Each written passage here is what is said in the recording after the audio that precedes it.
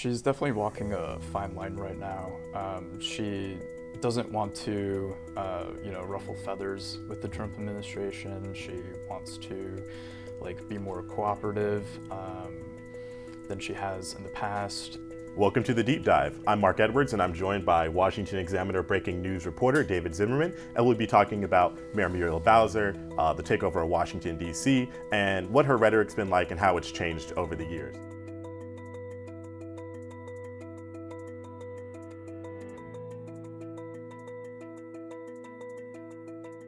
So, David, thanks for joining us. I really want to start with just a breakdown. You wrote an article on this of kind of the history of this relationship between Mayor Bowser and the Trump administration.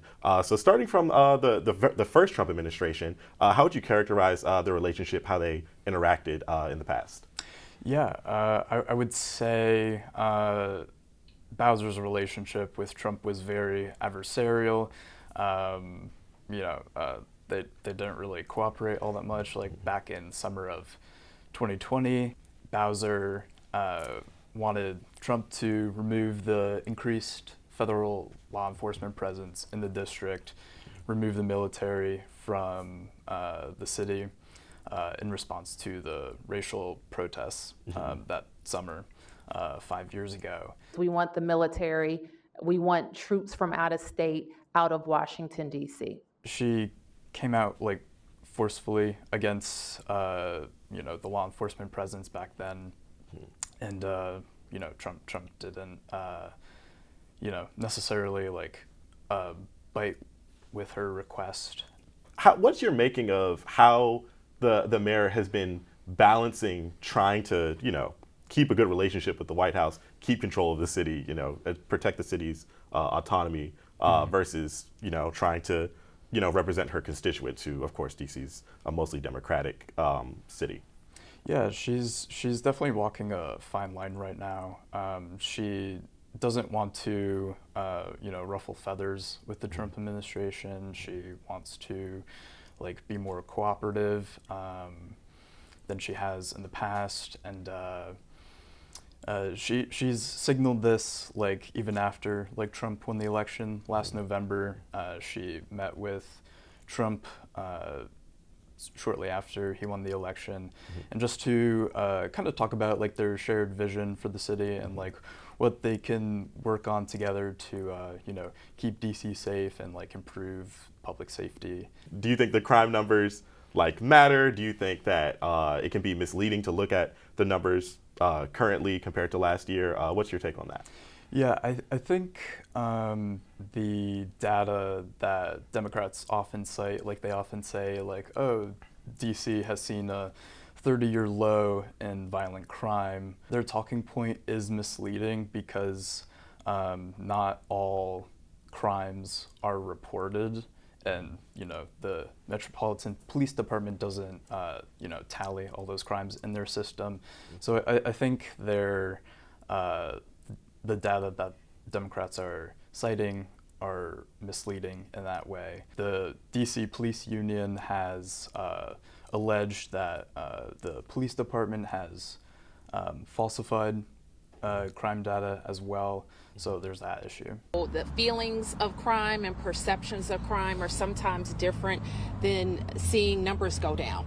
And we've seen numbers go down, let me be clear. Over the last 2 years, we have reached a 30-year low in violent crime. It's getting worse.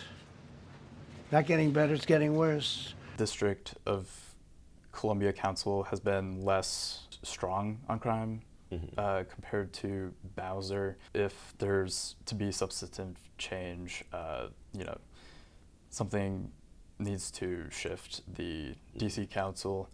And I think going back to Bowser for a bit, so I think she looked at that and she wanted to be more strong on crime, not as soft as the DC Council maybe. If you go back to 2023 when Biden was still in office, she did veto a District of Columbia Council bill that did reduce penalties for carjacking and other certain other crimes, and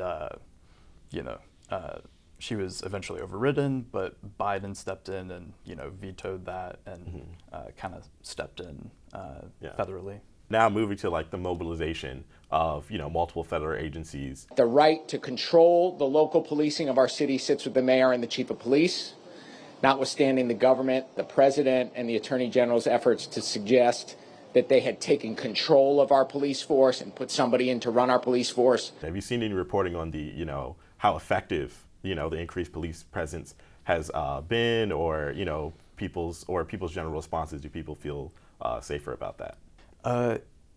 Yeah, I think generally it's creating a more safe environment in the district, but not every district resident is pleased with the increased law enforcement presence, especially in downtown DC. There's an ICE checkpoint near U Street. Yeah, right there on 14th. Yeah. It seems definitely a bit unnecessary. Just some things been reading online. We're no different than any other city. I think the federal government has no business interjecting themselves in local and district government. I feel Bowser, she's trying to protect her job because Trump is telling her, saying that she can't run D.C. What's your take on what Muriel Bowser has to do to kind of protect her own position of power? Yeah, I'd say, as you mentioned, she has an election next year to worry about. She hasn't yet announced if she is running for a fourth term yet. I suppose she will, but only time will tell. But currently, she may face some opposition from Democratic council members, especially a past candidate that she faced, Robert White. He may oppose her again. Of course, he lost the 2022 election to her.